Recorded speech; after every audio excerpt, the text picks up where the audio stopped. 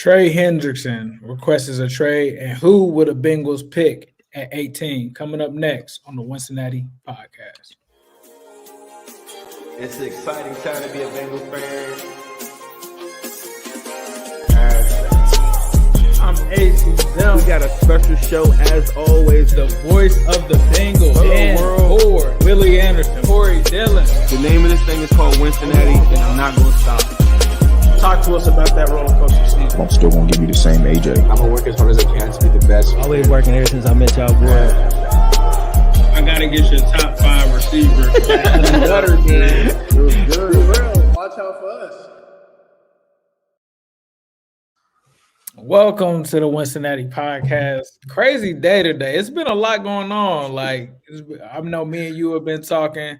It's been stuff going on. I was in the middle of probably thinking man, who are the Bengals going to take? There's a lot of stuff going on. We hearing reports of, the Bengals possibly trading up. That came out today from ESPN sources. So I'm excited. And then I get this notification. And I almost, to be honest, I thought it was one of those fake accounts when I first got it. And I'm like, hold on, this can't be real. This got to be from my burner. Sometimes your burner send you notifications. You ain't got the mute on there. So I'm looking at it and I'm like, this is Adam Schefter. This is the real Adam Schefter. This is the real deal. This is real that Trey Hendrickson has requested a trade. When you first seen that notification come through, what was on your mind and what are your thoughts on this whole situation?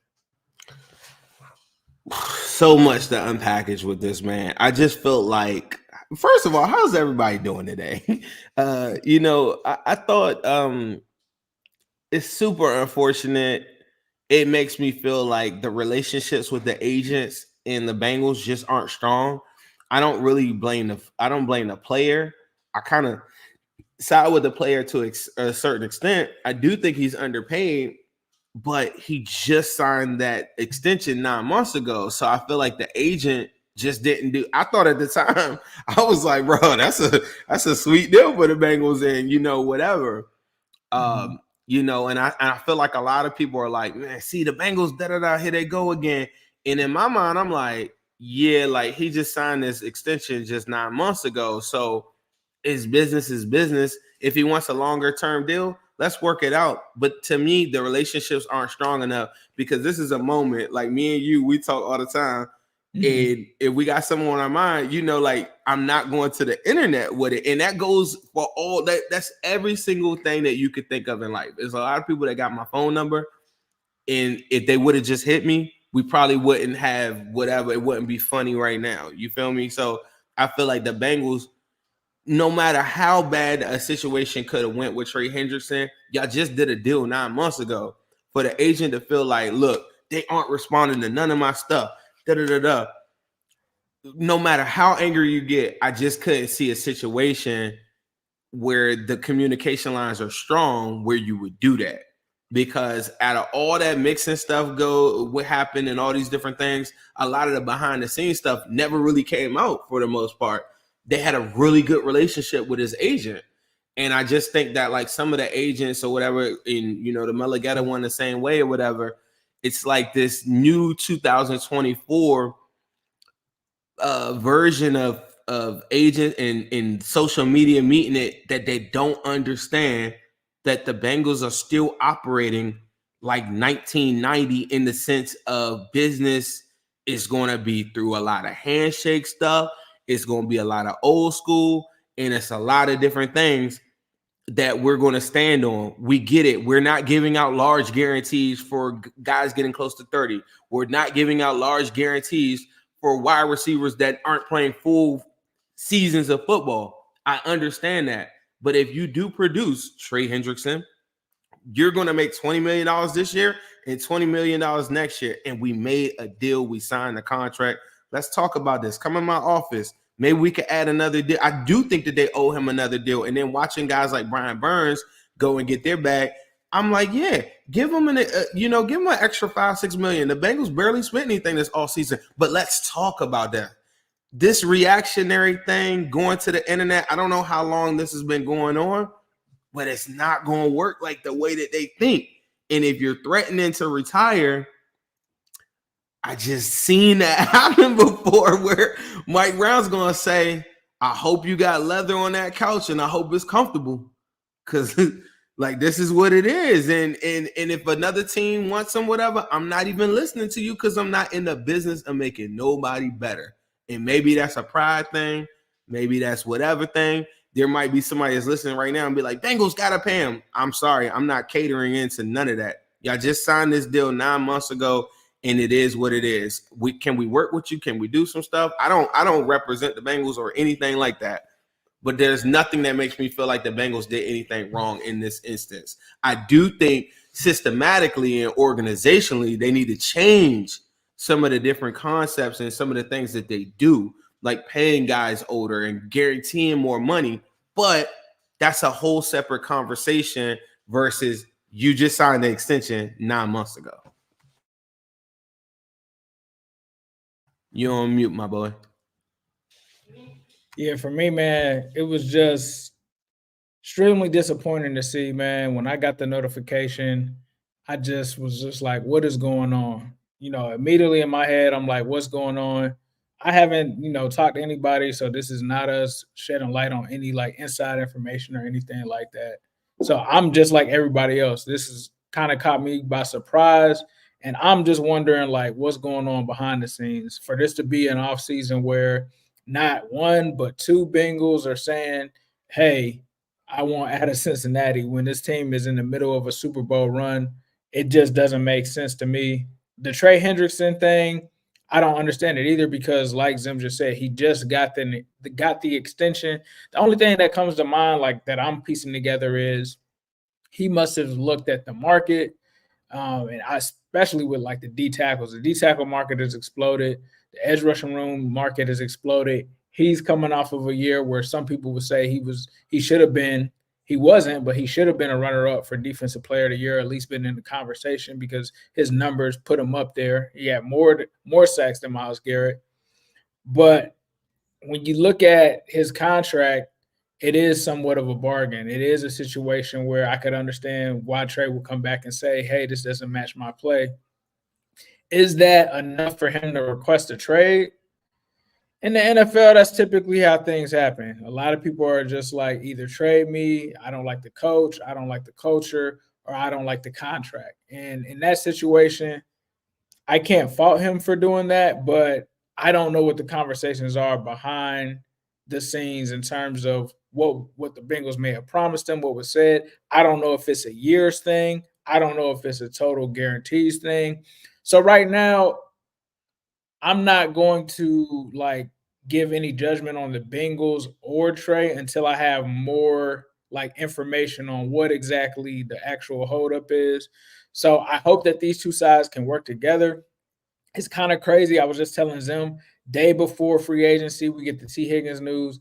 Day before the draft, we get, or a few hours before free agency, we get the T. Higgins news. A day before the draft, we get the Trey Hendrickson news.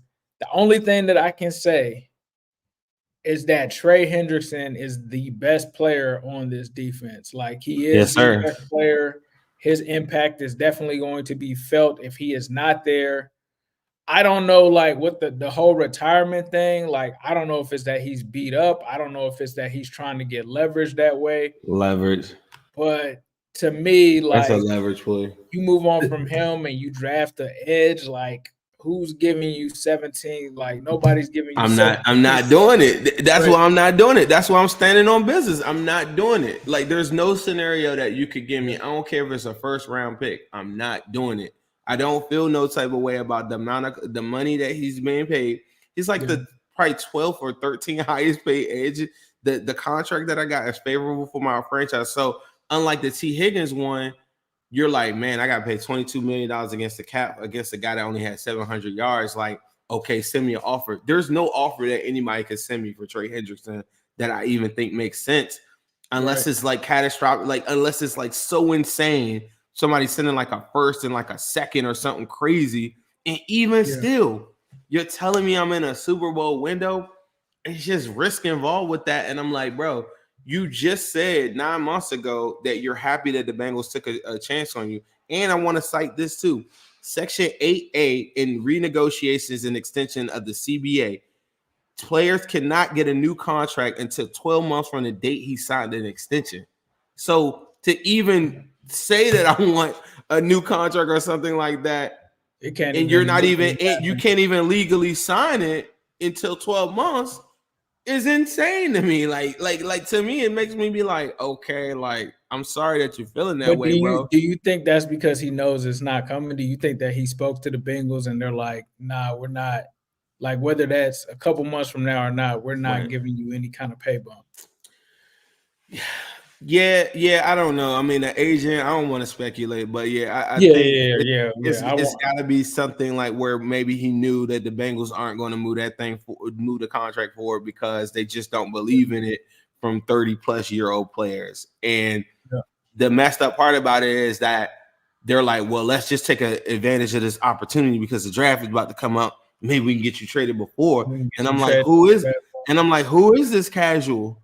Like, this is Mike Brown. He's not going to cater to that. Like, T. Higgins isn't T. Higgins still the only player that has remained that's currently right now that's being franchise tagged? All them other dudes got contracts except one guy that's currently in negotiations right now. Like, Mike Brown does not care about what anybody else is doing. That's why I'm like, y'all couldn't just get on the phone and like have a good in-depth conversation about how this is going to go. Even if you thought you might retire, make that news come out later behind the scenes, and then we wonder later on, like, damn, he just abruptly retired like that. That's why I said the relationships aren't strong enough for like stuff like this to continue to get out there. Yeah, to me, overall, like I said, it's a bad look for the franchise when two of your top 5 players, I'll probably say right now, currently on the roster, request stuff like that and make it seem like they're not getting the commitment. And I'm saying, make it seem like I don't know what the exact actual thing is. And then like, I don't know, man. It's just, I'm hoping for the best in this situation for it to work itself out. It's going to have to play out. These things normally do. We all have been kind of through this roller coaster kind of thing before, so we kind of know what to really expect. But I will say that the Bengals need to change their ways, man. Guaranteeing money after year 1 has to happen, man. This is not the old days of football. I'm not sitting here saying that they need fully guaranteed contracts, but getting something in year 2 at least has to start to happen, or else we're going to see a lot more of this, because that's just the way that the league is heading. It doesn't have to do with, to me, in my mind, it doesn't have to do with an agent, a particular agent. It seems like all of these agents are on board with, hey, we at least have to get guarantees past year 1. And you had to expect for that to happen after the Bengals opened up the money bag to drop on Joe Burrow, after they did the whole thing with giving OBJ the big signing bonus, but also because people know that they're going to pay Jamar Chase as well. So it's going to be time for them to change their ways and adapt to some of these new things. Now, again, I am not saying fully guaranteed contracts at all, but just guaranteeing money in year 1 is just not going to fly going forward, especially when you're sitting on money currently right now. Like, people are going to look at it and be like, what's going on? We got the pay bump from the money that was the extra 20 million, 30 million.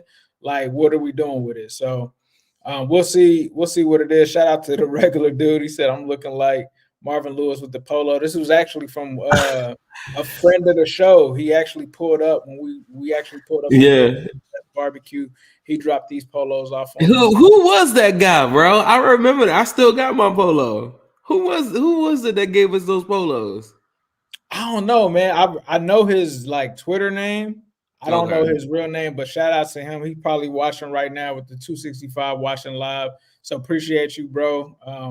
Yeah, I felt like I had to. I mean, we had to. I feel like the background you got too is it looks like the new Bengals office and everything like that too. I'm like, bro, Trey Hendrickson then requested a trade. My man Ace went to the front office and said, "Let me in." Like, no, this has got to stop.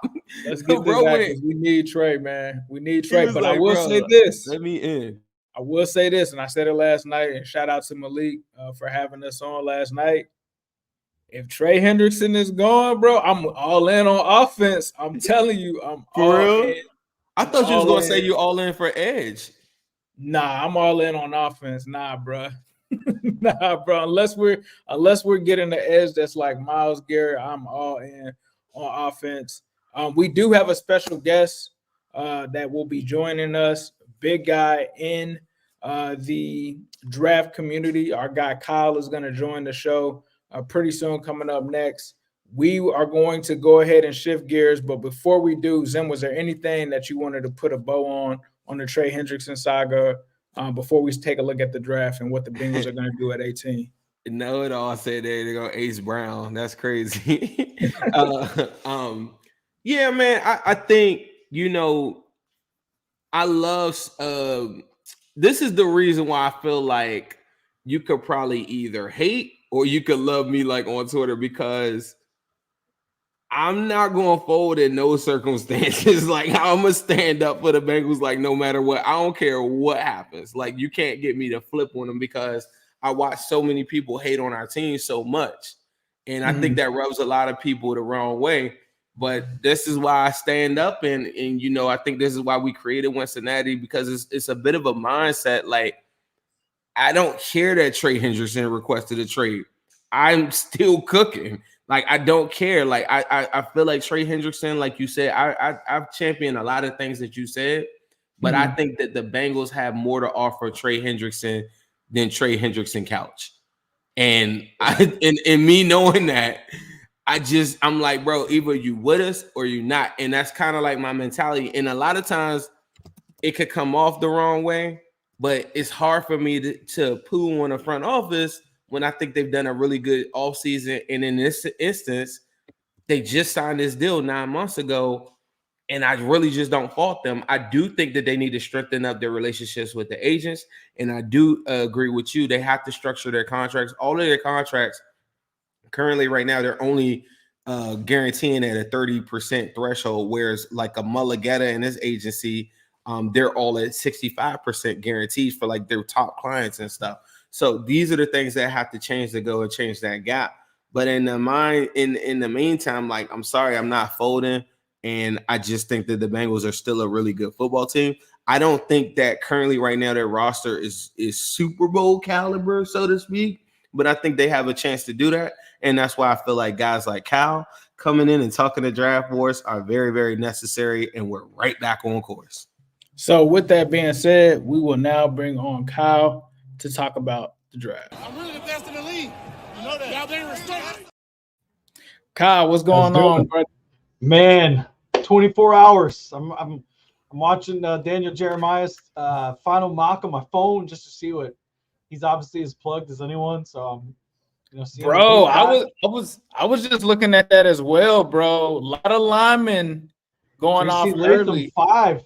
Well, JC Latham before Joe. Oh, well, I tweeted about that earlier. That if you look at Greg Roman, 8 of the 9 years Greg Roman's been offensive coordinator, they were like 29th or fewer in pass attempts. Like, it makes sense, it's pretty bro. clear. Didn't I tell you this morning? I said, Ace, I said, you know who would love Latham? I said that. I said, I don't know about that spot, but if you want to run the ball, JC Latham is a guy. He fits that Greg Roman scheme for sure to a T. Man, what? Yeah, I think Dane Brugler said he's probably the strongest player in the draft. Kyle. Oh, you cannot move JC Latham. That is one of the things that I wanted to try to get across, because I'm like, bro, if Latham gets his hands on you, there is nobody bull rushing him. There is nobody getting past him. Kyle, just for people that aren't familiar with what you got going on, please make sure before we even start this up, I met you through Spaces. Me and Ace met you through Spaces. I've seen you several times. You've always came in Bengals Spaces. I always value your opinion. Tell everybody where they can find you on social media and give them a little background of what you do as far as the draft goes. Yeah, I appreciate it. Luck is made. FF, Kyle Lindemann.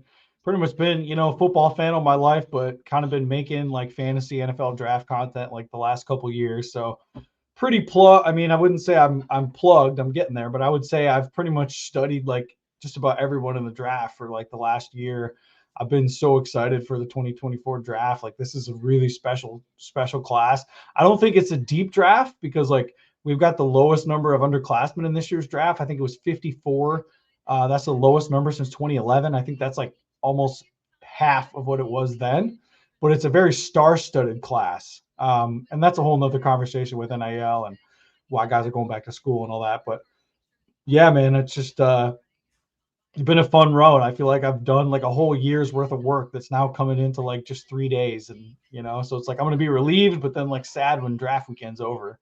So no more mock drafts and everything like that. Yeah. We're done with it. Well, shoot, you got to get ready. You got to start looking at, some of the college guys and just start start the grind all over again, right?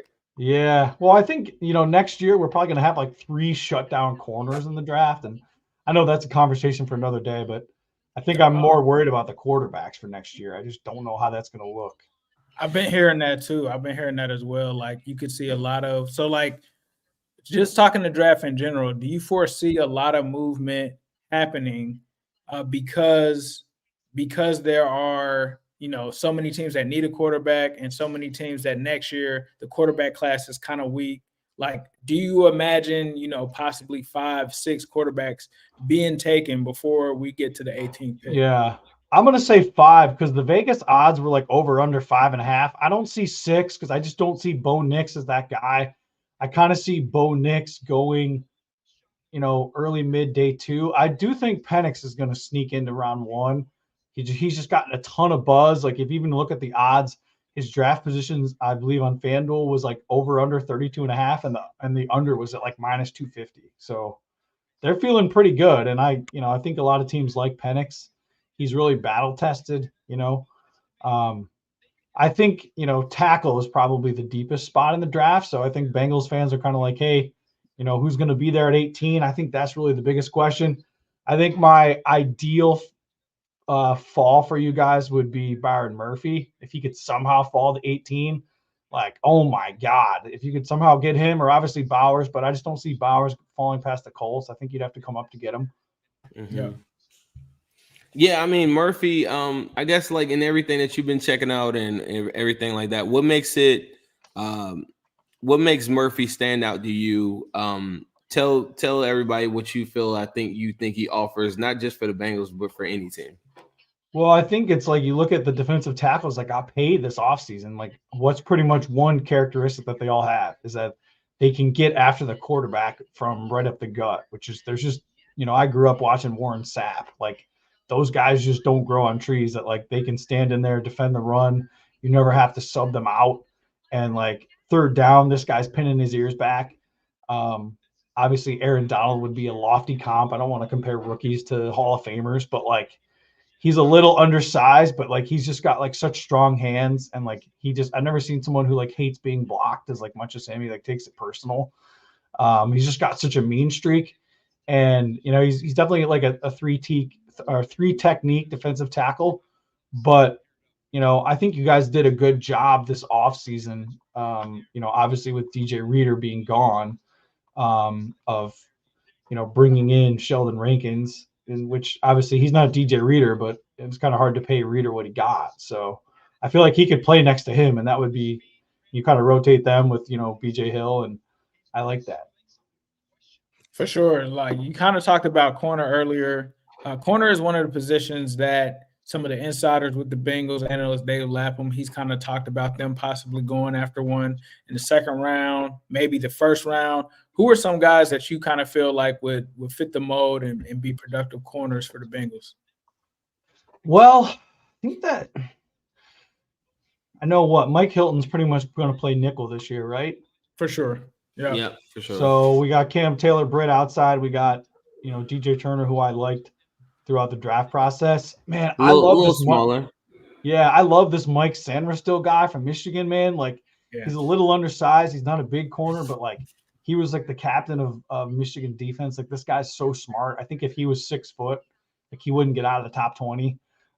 He's a slightly older player, so I don't know, if you feel like you need another nickel. I would say maybe outside corner, maybe someone to keep my eye on might be Andrew Phillips, this guy from Kentucky, like super athletic. He's been really rising up the draft boards. Kind of wasn't someone that we heard a whole lot about.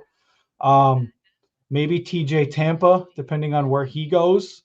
Yeah. And I'll tell you now, I think the guy that I think is going to fall is Kool-Aid McKinstry. He's got a Jones fracture in his foot. He really got outplayed by Terry Arnold last year.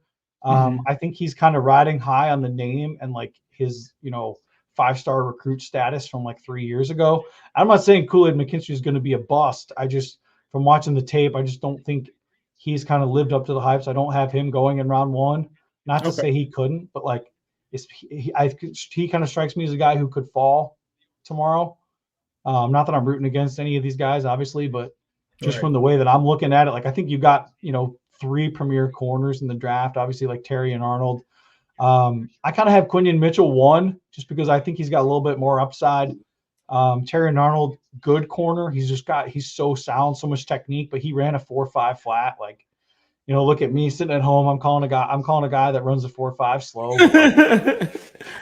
Like you know how that is. But that's the nature of the new NFL, though, man. Like if you're not 4.4 and up, like they just don't even look at you sometimes as like an outside corner at all.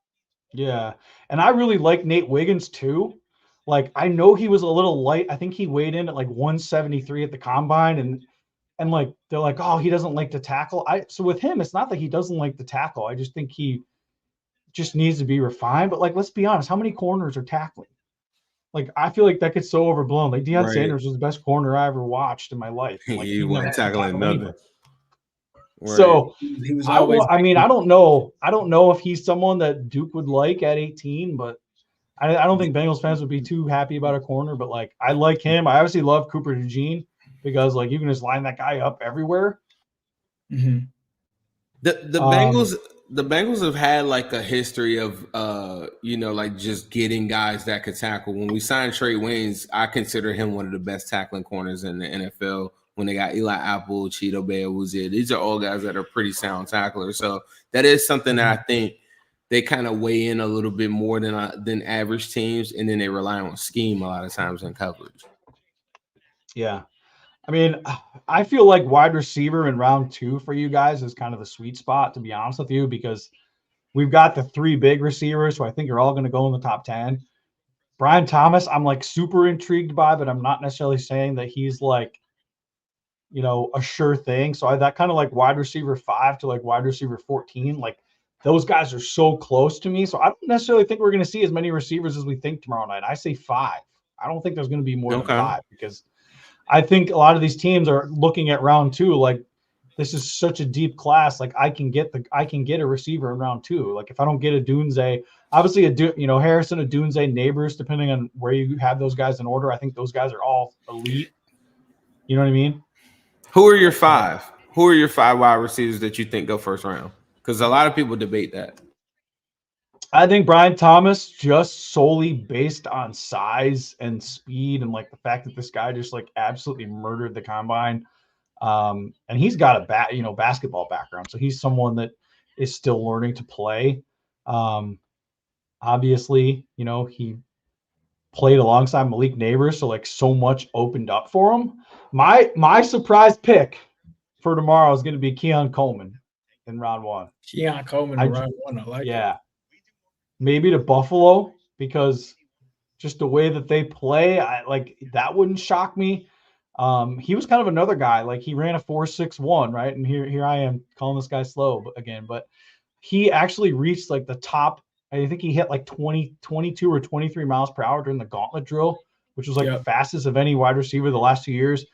He actually played basketball for Tom Izzo at Michigan or Michigan State. And just a really, really good athlete, but he's just kind of one of those guys that he's built like a small forward, but he's only like 6'3.5", so he doesn't really have like a true basketball position at this point. So he just kind of got phased out. But he's a guy that I really like. For sure. And I think people have been. Go ahead. Sorry. No, I was gonna go ahead. Go ahead and finish. I just feel like people have been dunking on him throughout the process. They're like, "Oh, this guy can't separate. Like this guy can't run." But like, dude, you put on the tape and like he's just like mossing these dudes like all over the field and like for sure. You know what I mean? And he's not even 21. I was going to say the Bills. I think that they're going to try to make a statement and trade up. That's very possible. Who do you see for the Bengals in terms of wide receiver fits? You kind of talked about second round guys. Who are Yeah, some guys on day two that you think the Bengals could possibly be looking at? I thought Roman Wilson because he Mhm. can kind of fit in the slot and kind of play that Tyler Boyd role like immediately. And he's a little smaller guy. He's only like 5'10", like 185. So, I think that depends. Like if you don't, let's say, I know Bengals fans don't want to hear this, but let's say a year from now, T. Higgins isn't a Bengal. Like, how good do you feel about Roman Wilson sliding in as your wide receiver 2?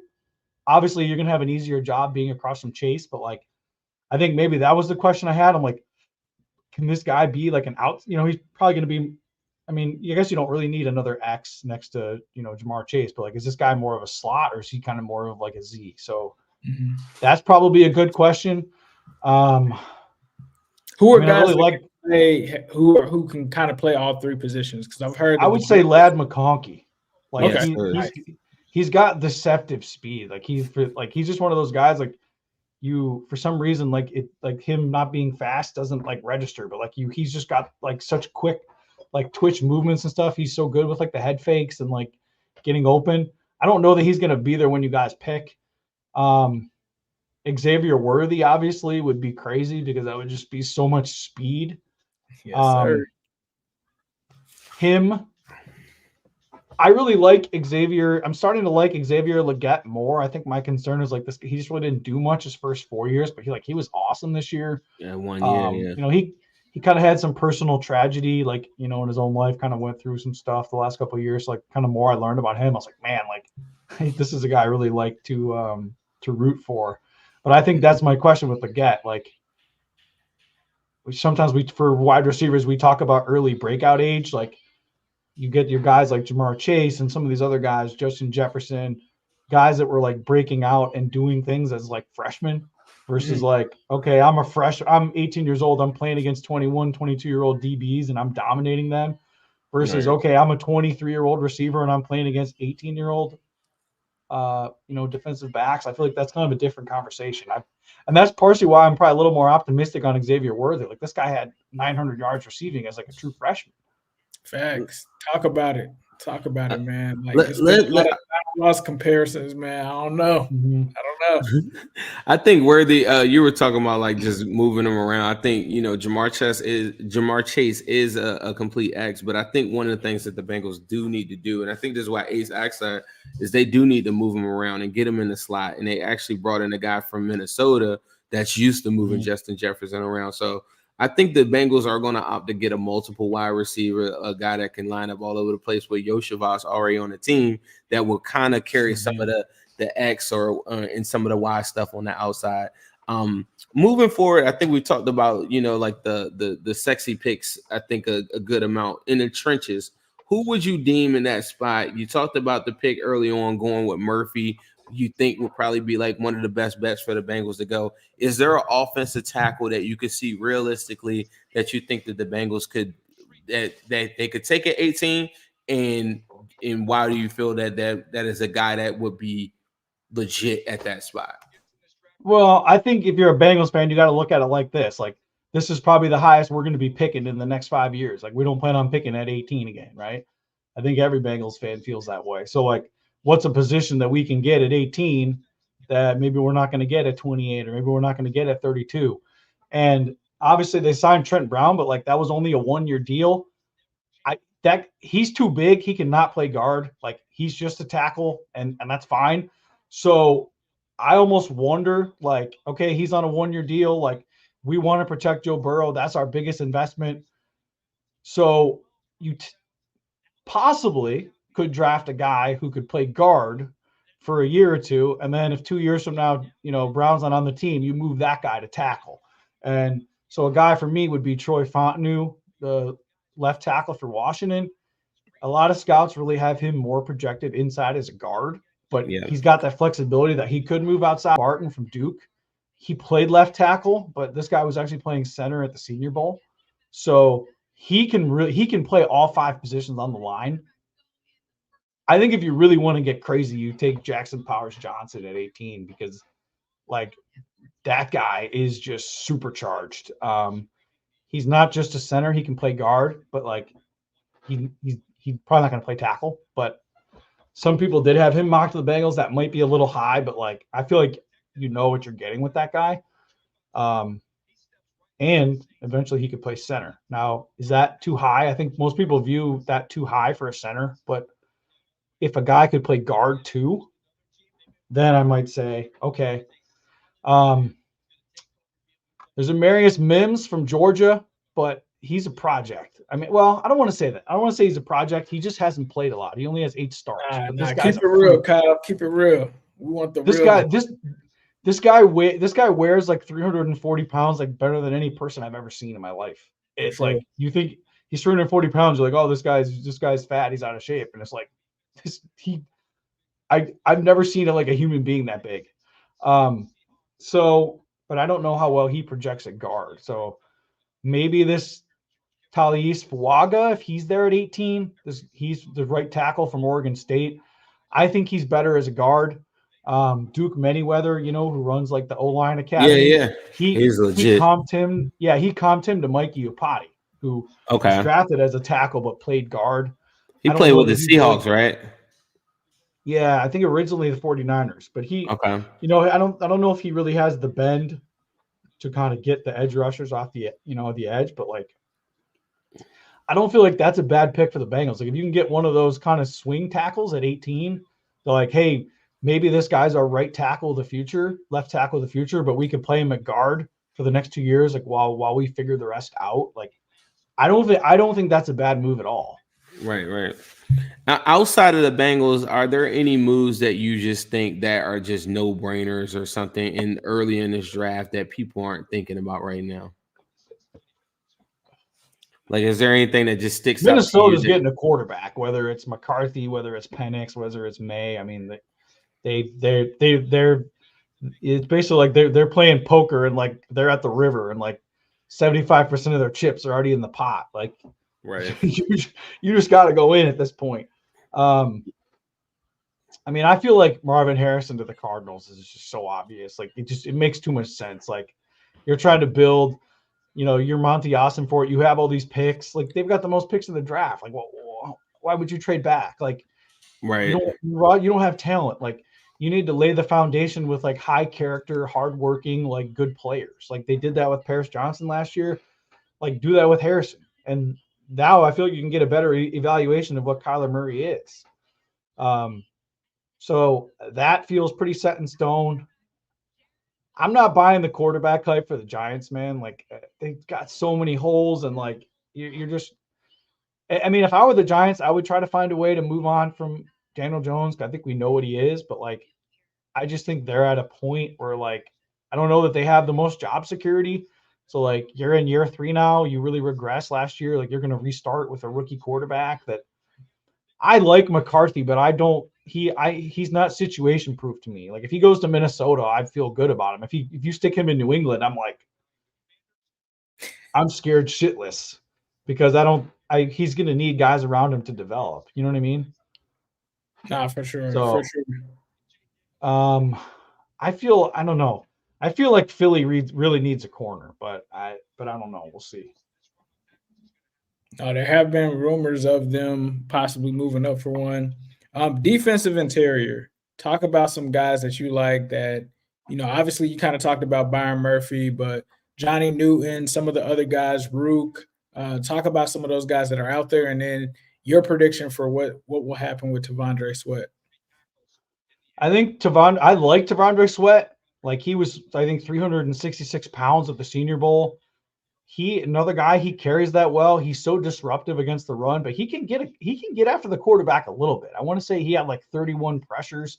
I don't have the data in front of him. I think he had like 31 pressures on PFF. I mean, and he only had 2 sacks, but like, dude, if you're 366 pounds and you can even get after the quarterback a little bit, like, and you're gonna just clog the middle on first and second down, that's pretty good.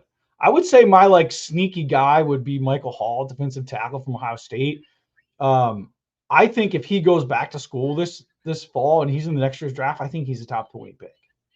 Like, because he's another guy with like that athleticism. He's young, like he can get up the gut. He was given like Blake.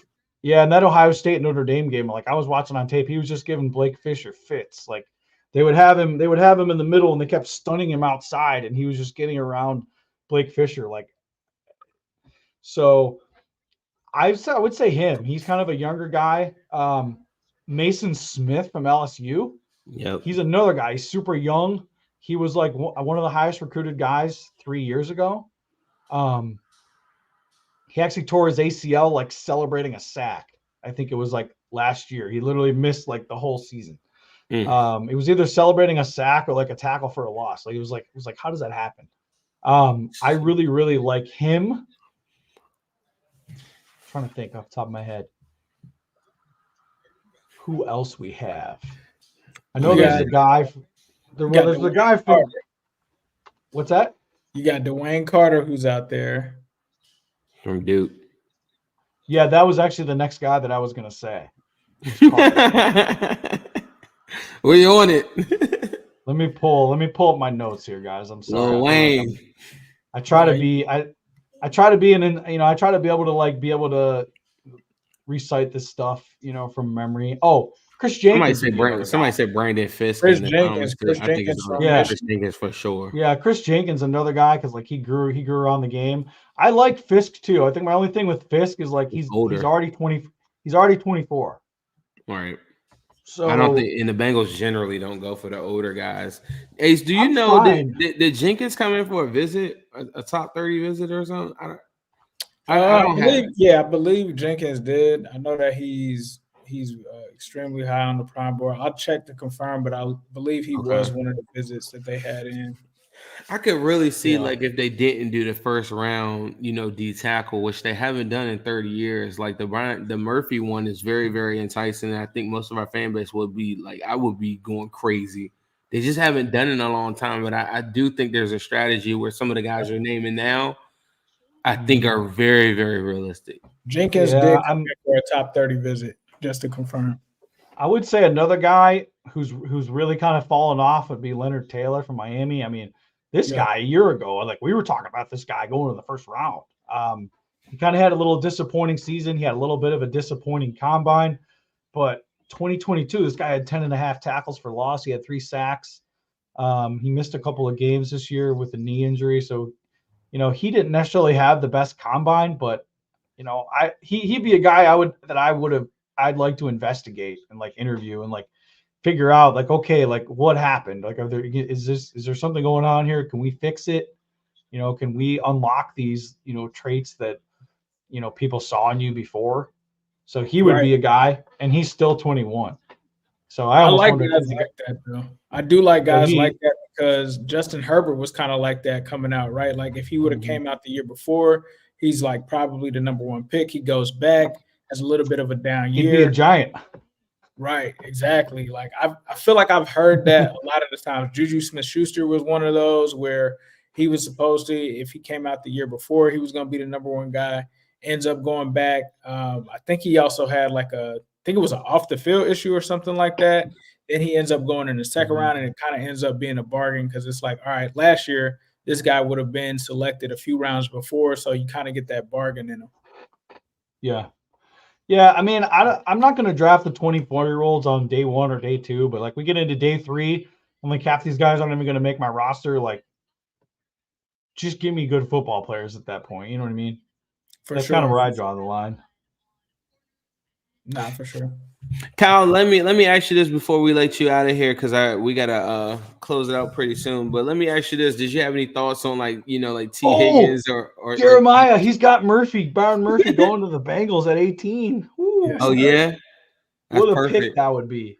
Charles Davis, I think earlier had Bengals getting Bowers. But did you have any thoughts? I know it just broke right before we did the show, but did you have any thoughts on Trey Hendrickson or what you maybe would do? You guys did right by him. You gave him a new contract within the last 12 months. So I get why T's frustrated because he's seeing all these wide receivers get paid. I get that the T. Higgins one is so hard because I get why the Bengals want to keep him and I understand why he wants to get paid. The Trey Hendrickson one, dude, you signed that contract. I don't know what you want. But as far as T goes, that one's tough because I just think like you're gonna have to pay Chase. Burrow already got paid. It's gonna be too hard from a cap perspective that you want to tie up that much money into 2 receivers and a quarterback. Like I get why you had both of them because the most important thing was helping Burrow develop, but like now that Burrow, he's not on the rookie deal anymore. So, at the same time, what could you get for Higgins? If the 49ers can't get a first round pick for Ayuk, what's Higgins going to fetch? So I think that, if Carolina would part with 33, I think I would take it and try to, reallocate some resources back into the rest of the roster and take advantage of this year's wide receiver class. Yeah. But I don't know. I don't know what you've been offered. So that one's hard to say. And like, you guys are trying to win now at the same time. So, right? I feel like the tag works for both parties. He's getting paid $21 million coming off a 700-yard season. If he does really well, I think earlier in the show, you were saying, Bengals fans probably don't want to hear this. I think a lot of us has kind of come to grips. This is probably the last hurrah. Yeah. Like the agent and him just don't mix well. In the front office just don't. But one of my beliefs is if he has a really good season, then the stock of T. Higgins goes up dramatically. And I think that you do find a good trade partner next year. Yeah. You tag and you trade. I would agree with that. I mean, I like next year's receiver class, but I don't know if it's going to be as top heavy as this one. We'll see. Right. Okay, Cal. 12 months out, but Cal, where can everybody find you at on Twitter? Where's your stuff at? Make sure that you kind of plug everything that you can on that. Yeah. Luck is Made FF. I pretty much got my whole writing portfolio. I'm trying to get my YouTube channel. I've got a bunch of stuff out, trying to get that up and running. Do quite a bit of YouTube Shorts, TikTok. Gotta stay hip with the new gen. It's not about reading. People like their video, so I've been trying to, be good with that. I'm just excited for NFL draft. I have plenty of good content coming out the next 3 days. So hope you guys enjoy the draft. Thanks for having me. And appreciative of the, Bengals fan base because they really kind of supported me when I was first starting out and, kind of helped me build up my following too. So thank you. I remember you coming in spaces early on, and me, I'm very, very I don't know about this guy, but I was he's not always glowing reports for the Bengals, but he always is really, really in tune with football. You love football, and I'm glad that you had the time to come on with us today, man. Yeah, thanks, guys. Enjoy the draft tomorrow, and hit me up anytime. All right. Yes, sir. Thank you, Kyle. That was Kyle coming on. Definitely be sure to check out his draft content. And his Twitter for sure definitely has a lot of insight. Sometimes he's in spaces as well, so check that out. And then he also said that he's on TikTok as well. Be sure to get a follow. But Daniel Jeremiah, I don't know if we want to touch on this real quick. The Daniel Jeremiah mock draft has officially dropped. A lot of reasons that the people really gravitate to this is because he hears a lot of things from what could actually be happening. So I'm going to go through this real quick. Caleb Williams, Jalen Daniels, Drake May, Marvin Harrison, J.C. Latham at 5 to the Chargers, Malik Neighbors to the Giants, Joe Alt to the Titans, Dallas Turner to the Falcons, Olu Fashanu to the Bears, Rome Odunze to the Jets. We also have J.J. McCarthy to the Vikings, Fuaga in a trade-up where the Eagles move up to take Fuaga, Michael Penix Jr. to the Raiders. So that is 5 quarterbacks going before the Bengals. Troy Fautanu to the Saints, Brock Bowers to the Colts, Terrion Arnold to the Seahawks, Quinyon Mitchell to the Jags. So 2 corners going back-to-back. Then the Bengals at 18 get Byron Murphy. Then Amarius Mims goes. Tyler Guyton goes to the Steelers. I know a lot of Bengals fans will be excited to hear that. Johnny Newton goes to the Dolphins. Bo Nix goes to the Broncos. Chop Robinson goes to the Vikings. Graham Barton to the Cowboys. Cooper DeJean to the Packers. Jarrett Verse to the Tampa Bay Buccaneers. Latu to the Cardinals. Brian Thomas to the Bills. Kool-Aid McKinstry to the Lions. Nate Wiggins to the Ravens. Xavier Worthy to the 49ers. And A.D. Mitchell to the Chiefs. What is your immediate thoughts on Bengals getting Byron Murphy? It seems like he's expecting a run on tackles, and he kind of tweeted that out earlier. He said that he had 5 back-to-back calls that basically everybody's trying to trade up for a tackle. Is that who the Bengals are possibly trying to trade up for? Is that why they're trying to move up? Is it that they're trying to secure one of these tackles? I don't think that they will move up for one of the tackles. I feel like if they're going to move up, I know everybody thinks I'm crazy. They're going to move up. It's going to be for Brock Bowers, or it's going to be like I hate to say this, bro, but with the T. Higgins thing, going crazy or whatever, or like the whatever, I don't even see them moving up for a D tackle. I just don't think that the gap is that wide enough to make them move up. Do you? Do you feel like the gap from Byron Murphy and Johnny Newton, who a lot of people, where's Daniel Jeremiah even have Johnny Newton? Johnny Newton he's got him going to the Dolphins right after Byron Murphy, right after you take Byron Murphy. Basically. So those are the two guys, but the drop off from them, yeah, that's what I need to see.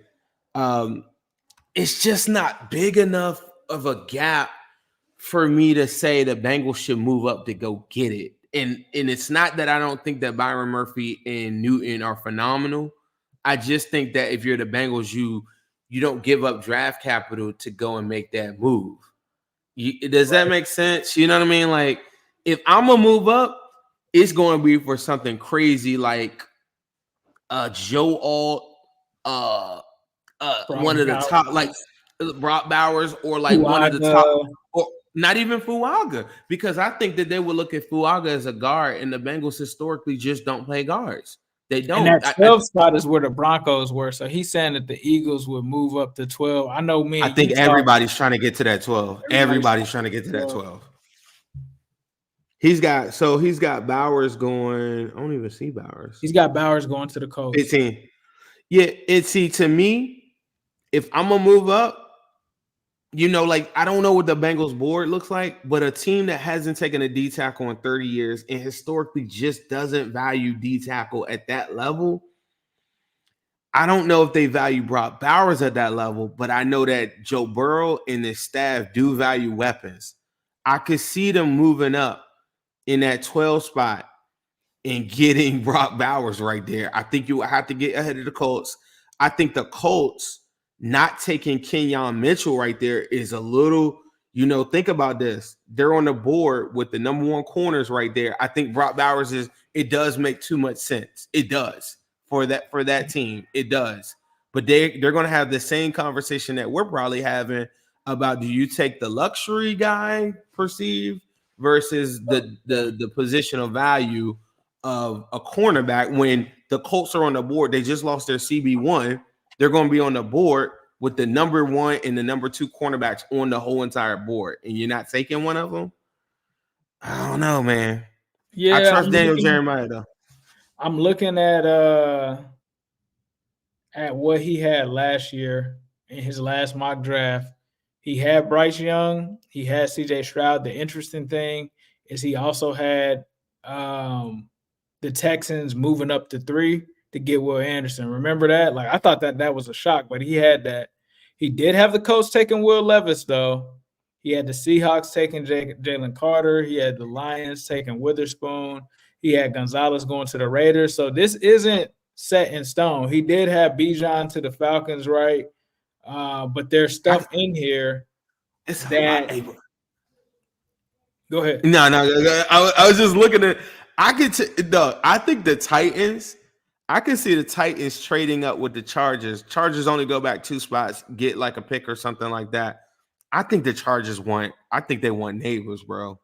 I said the Chargers. I think the Titans want Neighbors. The way that I'm looking at this, let's say the teams aren't right. Falcons gotta go defense. I love this mock. Say the players go in this range. This looks like the Bengals would be looking at possibly Terrion Arnold, Quinyon Mitchell, Brock Bowers, Troy Fautanu, Amarius Mims, Newton, and Byron Murphy at 18. Murphy makes so much sense. It's the reason you don't sign DJ Reader. You know that you're giving him the 500 snaps. He's the best D tackle on the board. That's the only hole that the Bengals didn't fill in free agency. He makes so much sense. But Brock Bowers getting that close to you. I just don't, like I think they got the ammo to go and move up in that 12 spot, and I think they'll do it. I do think that you kind of talked about the I Jets. love this board. We talked about the possibilities of Brock Bowers earlier, and we were talking about the Jets. And I think I had said to you, I was like, bro, depending on how these wide receivers fall in the top 10, if one of the wide receivers that the Jets didn't expect were there, they're gonna pick that guy. And like Odunze, they're gonna pick Odunze over Brock Bowers, in my opinion, because Aaron Rodgers, I think so too, would want to side with the actual receiver versus the tight end. So like that's a scenario where it could happen. And then like you're saying, if they get to 15 and the Colts really are all in, there have been reports that they're trying to move up for a corner. I don't know if I see them passing on a corner there. And that's all it really takes for Brock Bowers to essentially make it to the Bengals. I think this is so real. To me, out of everything that I've seen, this is exactly how, in my mind, I think that it would go. The Falcons, their defensive edge is not good enough. They've already got and somebody talked about the Bears earlier. They was talking about maybe they'll get brought out. Bro, I looked at the money that they're paying tight end position for the Bears. I'm like, and so everybody's saying he's going top 10. I'm like, how? You couldn't be at the tight end spot and go Brock Bowers over Joe Alt. You can't be at the Falcon spot with Kyle Pitts and take another Brock Bowers after you failed doing that. You couldn't sell that to your fan base, and they need an edge so bad. Olu, you see what the Bears have done in the offseason. Now, I don't think that their wide receiver core is crazy, but to me, I probably would go O-line in that spot too for them. But I think that they might be the wild card that takes the wide receiver. And if they do, then that means that the Jets probably go Brock Bowers. And that's the part that I think that's the world where the Jets will go 10. But once you get past then, you know what time it is with the Vikings. The Broncos at 12 trading with the Eagles. I could see that happening 100%. But at the same time, the Eagles, they're not coming up for it. You know what I'm saying? And then so everybody says, how could it happen? It's very real. I think it's very real, bro. The one, JC. I said this to you this morning. I said, bro, teams are very high on JC Latham, and there's no world I could see JC Latham maybe get into the Jags, but the Jags could not skip out on JC Latham. To me, I don't know. No, I agree, man. I mean, there was a tweet that I had a while ago, and this is when the draft first started. The first thing, and I mean, I'm not gonna say that Lance Zierlein is the end all be all, but I've always enjoyed looking at his prospect grades and stuff like that over the years. And when I looked at the one for JC Latham, number one, he was by far the number one graded offensive lineman.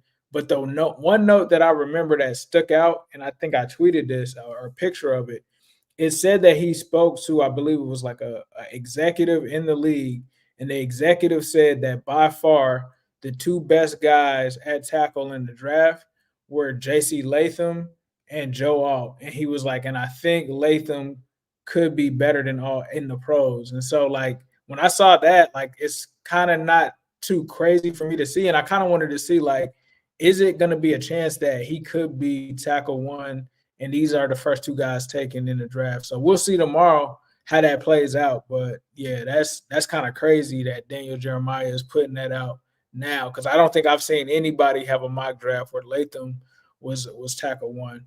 But yeah, you're right. He won't be there at 18. We kind of figured that once we saw the top 10 visit teams and stuff like that. So it is what it is. But Bengals side of things, man, get ready. Bengals are getting a whole new player tomorrow. Zim, let the people know about Playback and where you'll be during the draft tomorrow.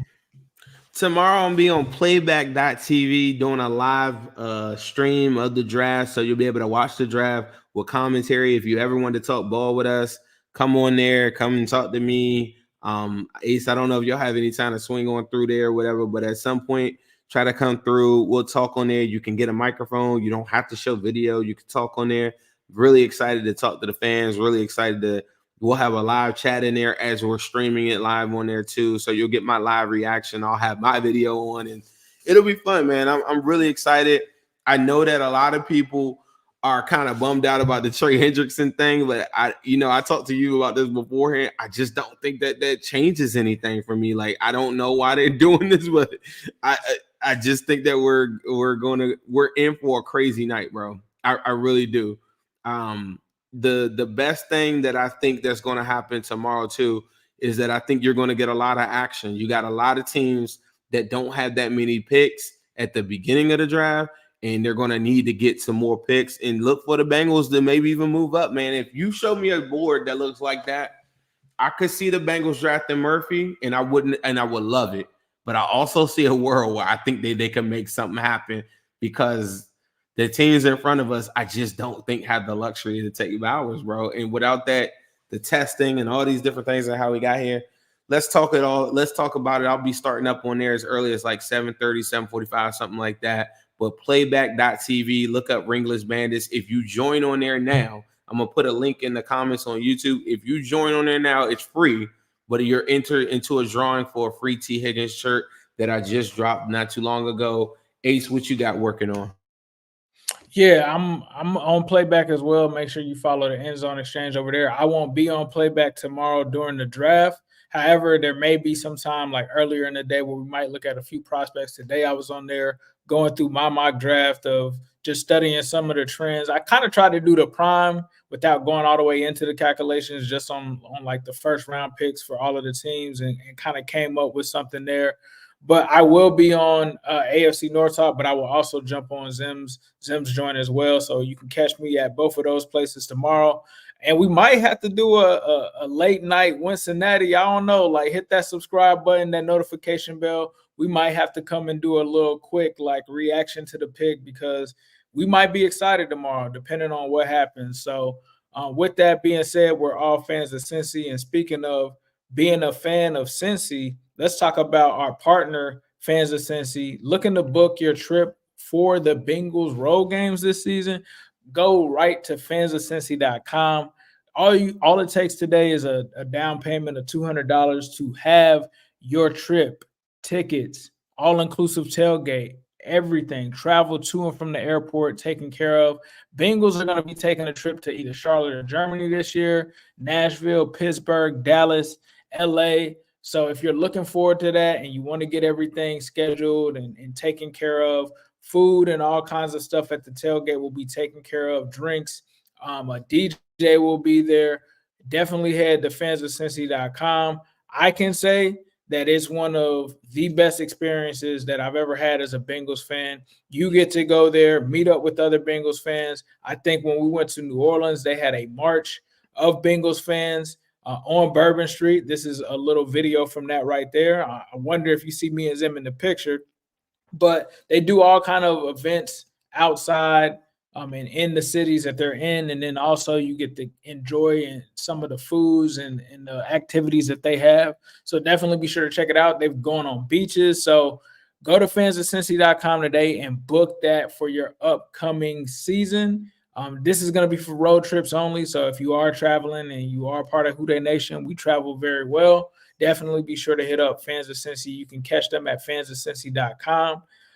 But if you're getting ready for the draft and you need something to eat, holler at our people at Midwest Best Barbecue.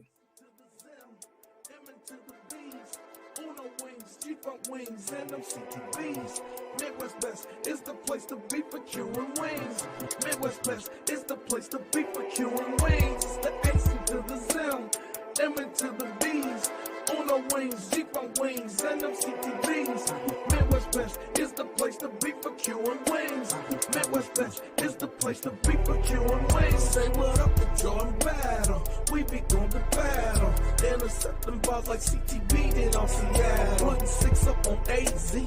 Juice gang amazing. Make sure you come get these wings. The Zimby stay blazing. And T-Game be smooth as ice. Jamal making DJs fold. TV got big levels. And now you already know. It's so pretty for Uno wings. Cam got the new wings. We call them CTBs. Only at MBs. H to the Zim. M into the B's. Get you some CTB wings, get you some Uno wings, get you some G-Funk wings, and kick back and enjoy the draft. Shout out to Midwest Best Barbecue, 669 Justice Court in Loveland, Ohio. Definitely be sure to let them know Ace and Zim sent you. Partner, did you want to say anything else before we get up out of here? Nah, man. Enjoy the draft. Get with some people that get you turned up, get hyped, get fired up. I get it. You know, the Trey Hendrickson, the T. Higgins one, it's not ideal, but hey, look, we Bengals fans, so it's good. The show got to go on. It's got to move on. I think we're going to have a good night tomorrow. I don't know if that's a bold proclamation, but I think we're going to turn up. I really do. I got high hopes for this, so I'm really excited about it. Yeah, let's not let the Trey thing put a damper on everything. We do have a draft tomorrow night. Stay tuned. Follow me on Twitter at New Stripe City. Follow Zim on Twitter at Zim Hude. Also, don't forget to hit up the playback. Zim's gonna have that going live. Stop in, talk to us, interact with us. Can't wait to hear what you guys' thoughts are on the draft. And thank you once again for listening to the Wincinnati Podcast. It's an exciting time to be a Bengals fan. I'm AC Zim. We got a special show as always. The voice of the Bengals. Dan Ford, Willie Anderson, Corey Dillon. The name of this thing is called Wincinnati, and I'm not going to stop. Talk to us about that roller coaster season. I'm still going to give you the same AJ. I'm going to work as hard as I can to be the best. Always working ever since I met y'all, boy. I got to get your top 5 receivers. Better, man.